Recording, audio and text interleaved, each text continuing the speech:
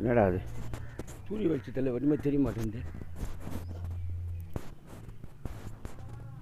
ஆஹா,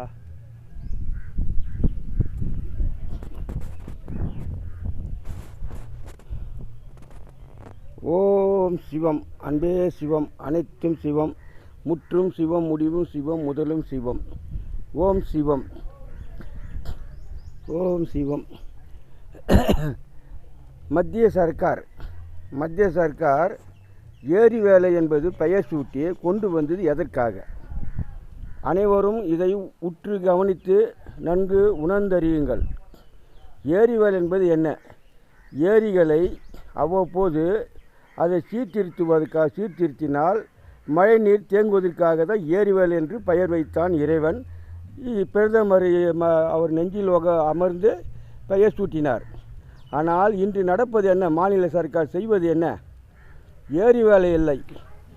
ஏரி வேலையெல்லாம் எத்தனையோ ஆண்டுகளுக்கு 5 ஆண்டு ஒரு முறை, 10 ஆண்டுக்கு ஒரு முறை, 2 ஆண்டுக்கு ஒரு முறை அது தூதுவார ஏலமிட்டு அதில் கமிஷன் வாங்குவதற்காக மாநில சர்க்கார் செய்யும் தவறு.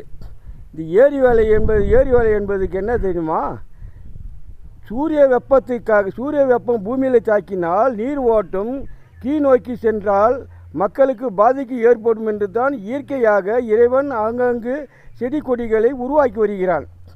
மழையே இல்லை என்றாலும் பனிமழையில் அது பசுமையாக இருக்க நிலைத்து வைக்கிறான் இறைவன். ஆனால் நீங்கள் செய்யும் வேலை என்ன? அந்த பசுமைகளை அதையெல்லாம் அகற்றி சுத்தம் செய்வதாக மக்கள் முன்னே படம் போட்டு காட்டியிருக்கிறீர்கள். சுத்தம் செய்வதனால் என்ன ஆகும்? சூரிய வெப்பத்தும் தாக்க முடியாமல் பூமியில் உள்ள நீர் ஓட்டம் கீழ் நோக்கி செல்லும். இதனால் இன்னும் ஆழ்துளை கிணறுகள் அதிகமாகும், கழிவுகள் அதிகமாகும், எரிபொருள் அதிகமாகும். இது வளர்ந்து கொண்டே சென்றால் இது முடிவு என்ன? இந்த முடிவை அறிந்து கொள்ளத்தான் இறைவன் எழுத்தறித்த இறைவன் அறிவு மூலமாக உங்களுக்கு உணர்த்துவதற்காக கடைசி விவசாயி என்ற படத்தில் எடுத்து உரைத்தான். ஒரு மனிதன், ஒரு விவசாயி 10 ஏக்கரா வைத்திருந்தாலும் கடைசியில் 1 ஏக்கராகத்தான் நீர் பாயும் என்ற நிலையை இறைவன் உணர்த்தினான். அதை மாநில சர்க்கார் அறிந்தார்களா? இல்லை. அவர்கள் தேவை கமிஷன் பணம். மக்களை எவ்வாறு ஏமாற்றுவது? இப்போது எலெக்ஷன் வருகிறது.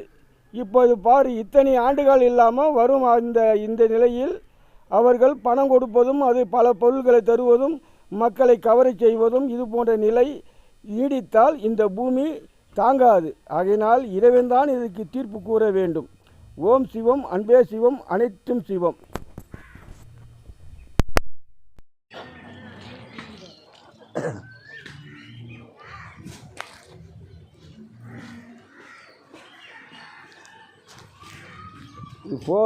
போகுது இவன் இறைவன் பற்றி தெரியுமா? தெரியுமா? போடா, அது தேங்காய் தடுவிடா. டேய், நிமிஷத்துக்கு அப்படி தடிக்கினே வச்சுக்கோ, ஒரே வாரத்தில் காலை ஆகிடும். நீ விட்டுன்னு வச்சுக்கோ, இப்படி மடி விரிஞ்சினே இருக்கும் சதை. வேறு எங்கன்னா அடிப்பட்டு இருந்தால் ஆடிடும். நீ ஒன்றுமே போடலன்னா விட பரவாயில்ல. ஆனால் முட்டியில் இதை நான் அடிப்பட்டுவேன். ஒன்று புரிஞ்சுக்கோ, இதெல்லாம் நாங்களாம் அடிப்பட்டு தான்